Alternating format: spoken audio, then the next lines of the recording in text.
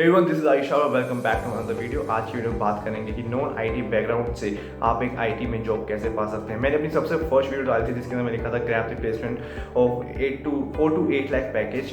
तो उसके अंदर एक स्टूडेंट का कमेंट आया कि जो नॉन आईटी बैकग्राउंड वाले स्टूडेंट्स है वो आईटी के अंदर जॉब कैसे पा सकते हैं। हालांकि ये चीज़ हर किसी के दिमाग में आएगी अगर वो आईटी सेक्टर में जाना चाहते हैं और उनकी ब्रांच डिफरेंट हो। क्योंकि अब मैं जैसे आईटी में हूँ, मैंने अपनी कंपनी में जाकर देखा यार वहाँ पे मैकेनिकल, सिविल, इन सब लोग भी सेम जॉब रोल पे काम कर रहे, जैसे मैं काम कर रहा हूँ। मैं सीएससी बैकग्राउंड से था और जब मैं अपने कॉलेज टाइम में था तो तब भी मेरे मैकेनिकल, सिविल के दोस्त पूछते थे यार कि आईटी में जॉब्स अच्छी हैं। हमने फर्स्ट सेकेंड ईयर में थोड़ा रिलाइज होता है सेकेंड ईयर के बाद कि यार जॉब्स इंटर्नशिप आईटी वालों को बहुत ईजी मिल रही है जहाँ की मैकेनिकल और सिविल वालों को नहीं मिल पाती। तो वो भी यही पूछते थे और वही सोचते रहते थे कि यार हम आईटी की जॉब्स कैसे ले। जिसका इंटरेस्ट था मैकेनिकल, सिविल में, वो बात अलग है। बट कईयों को लगता है कि जॉब्स लेना है तो वो बीटेक लेते हैं बट मैकेनिकल ब्रांच में आते हैं, वहाँ पे जॉब्स थोड़ी कम हो जाती है, पैकेज थोड़े लोअर हो जाते हैं। तो आज की जो सिनेरियो में डिवाइड हो सकती है, पहला सिनेरियो तो ये होगा कि आप बीटेक से हैं बट आपकी ब्रांच डिफरेंट है, लाइक आपने सिविल ले ली, मैकेनिकल ले ली। या फिर दूसरा जो सिनेरियो हो सकता है कि आप बिल्कुल बीटेक बैकग्राउंड से है ही नहीं, आप या तो फिर कॉमर्स के हैं या फिर आप साइंस में ही आपने बीटेक ना करके कुछ और कोर्सेज कर लिया है और अब आप चाहते हैं कि आईटी जॉब में जाए। तो इसके लिए यार सबसे पहले स्टार्ट करता हूँ वीडियो, बिल्कुल सिंपल स्टेप में समझाऊंगा। अगर आप आईटी में जाना चाहते हो तो सबसे पहली चीज़ वो है कि कोडिंग आप किसी भी लैंग्वेज में सीखिए, पाइथन, C++, जावा, किसी भी लैंग्वेज। बट जो ये 4 लैंग्वेज है ये होती है मैंडेटरी लैंग्वेज जो आपको इंटरव्यूज में कवर करनी होती है। हालांकि आज की डेट में बहुत सारी लैंग्वेजेस आ चुकी है, जावास्क्रिप्ट हो गया, स्प्रिंग बूट हो गया, ये सब काफ़ी टेक्नोलॉजीज आ चुकी हैं। बट जब आप इंटरव्यू में बैठेंगे तब आपको मेन ये 4 टेक्नोलॉजीज के बारे में ही पूछा जाएगा और वहाँ पे इंटरव्यू में यही क्वेश्चंस पूछे जाएंगे। अगर आप सीनियर लेवल पे जाते हैं तब जाके वो एक हायर जो आपकी लैंग्वेजेस है उन पे फोकस करते हैं कि आपको और क्या क्या आता है। नहीं तो आपको नॉर्मल इंटरव्यू क्रैक करने के लिए इसी के अंदर इन 4 लैंग्वेज में से किसी एक के अंदर माहिर होना होता है। 2-3 आती है तो बहुत बढ़िया बात है। बट मैं लेके चल रहा हूँ कि आप नॉन आईटी बैकग्राउंड से हो तो आपको थोड़ा स्ट्रगल करना पड़ेगा अगर आप आईटी में जाना चाहते हो।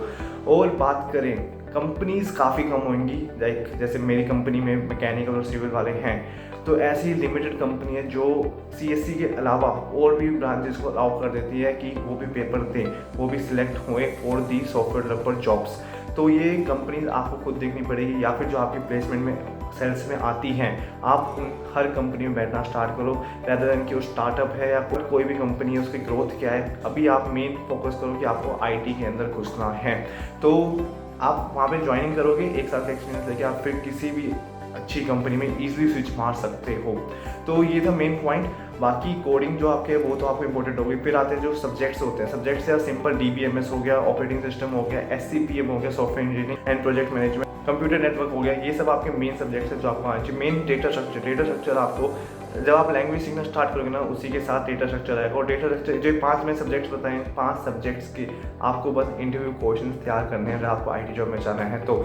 और बात करते हैं उनकी जो बिल्कुल ही नॉन आईटी बैकग्राउंड के, जो बीटेक भी जिन्होंने नहीं की, तो उनके लिए ये थोड़ी चीज़ हाई होगी क्योंकि उनको वहाँ पे बहुत ज़्यादा मेहनत करनी पड़ेगी, उनको कोडिंग में परफेक्ट होना पड़ेगा। उनके लिए फिर ऑप्शंस बचते हैं, या तो अपना टैलेंट ऑनलाइन जैसे चैलेंजेस चलते रहते हैं वहाँ पर जाकर दिखाएं, या फिर आप स्टार्टअप्स लिंक्डइन से आप लिंक्डइन पे कनेक्ट करो, जो भी स्टार्टअप के CEOs वगैरह हैं, आप जो भी कोई भी सॉफ्टवेयर डेवलपर वहाँ पर काम कर रहा है, आप उसको बताओ कि हम आपकी कंपनी में अप्लाई करना चाहते हैं कि पर मेरे को कोडिंग आती है। आप उसको अपने हैकर रैंक हो गया, लीड कोड हो गया, वहाँ के आप रैंकिंग दिखा सकते हैं। रिज्यूमे के अंदर आप प्रोजेक्ट्स बताइए कि आपने ये प्रोजेक्ट्स बनाए हैं, रेदर देन कि आपका जो पिछले से BCom कर रखी है, BBA कर रखी है, बट आपने टेक के अंदर प्रोजेक्ट्स बना रखे हैं।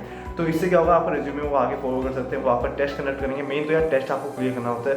उनको कुछ मतलब नहीं है कि आप कौन से बैकग्राउंड से, अगर आपने टेस्ट क्लियर किया और साथ के साथ आपने इंटरव्यू क्लियर किया तो आपकी जॉब पक्की है। ऐसे ही मेरा एक सीनियर था, मैं अपने सीनियर का थोड़ा एग्जाम्पल लेता हूँ। मेरा सीनियर था, उसके पास जॉब नहीं थी तो वो बेंगलोर चला गया। बेंगलोर के अंदर उसने रैंडमली स्टार्टअप्स हो गए या फिर मल्टीनेशनल कंपनीज हो गई, वहाँ पर अपना रिज्यूमे अप्लाई करना स्टार्ट किया। तो जो उनकी फर्स्ट जॉब थी वो अब स्टार्टअप में लगी थी।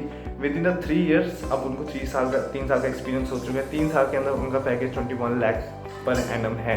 और स्टार्टिंग ऐसा था कि स्टार्टिंग के 6 मंथ्स वो खाली रहे थे, वो सिर्फ बेंगलोर में जाकर, जहाँ पर उनकी जॉब भी नहीं लगी, सिर्फ उन्होंने वहाँ पे जाकर स्टार्टअप्स मल्टीनेशनल कंपनी में इंटरव्यूज देना स्टार्ट किए थे। तो जो फिर चाहे बीटेक हो गए या फिर जो नॉन आईटी बैकग्राउंड से, उन्हीं के लिए यही ऑप्शन बचता है कि वो कोडिंग करना स्टार्ट करें, वो अपना लिंक्डइन पर जाकर स्टार्टअप्स हो गए या फिर मल्टीनेशनल कंपनी में जो भी काम कर रहे हैं उनके थ्रू रेफर लेने की कोशिश करें। या फिर आप फ्रीलांसिंग प्रोजेक्ट्स के थ्रू अपना रेज्यूमे तैयार करें कि आपने काफ़ी अच्छा काम किया है। उसके बाद आप एक आईटी के अंदर स्विच आएंगे। और हाँ, अगर आईटी में आप स्विच आ चुके हैं, कंपनी में आपने वो बढ़िया मिल चुकी है, तो उसके बाद तो फिर आपका आईटी फ्लो रहने वाला है। उसके बाद आपके ऊपर है कि आप अपने आप को किस डायरेक्शन में लेके जाना चाहते हो। तो ये थी आज की वीडियो। आप आई होप कि मैंने आपको जवाब दिया होगा, क्योंकि मेन जवाब यार यही है, कोडिंग और जो 5 सब्जेक्ट्स होते हैं बेसिक, वो आपको आने चाहिए। तो मेन कोडिंग में फोकस करो, अपना एक बेस बनाओ, कंपनीज ढूंढो कि कौन कौन सी कंपनियाँ मैकेनिकल, सिविल या फिर जो नॉन आईटी बिल्कुल ही बीटेक छोड़कर हैं उनको ले रही हों, या फिर आप स्टार्टअप्स वगैरह में बात करें, आप उनको मेल ड्रॉप करें। आपको कोल्ड ईमेलिंग ज़रूर करनी पड़ेगी, रैंडमली आपको मेल्स डालने पड़ेंगे। तो ये सब स्टेप्स फॉलो करो। आपको थोड़ा स्ट्रगल हाई करना पड़ेगा, but at the end success आपको ज़रूर मिलेगी। I hope you like the video and bye bye, see या।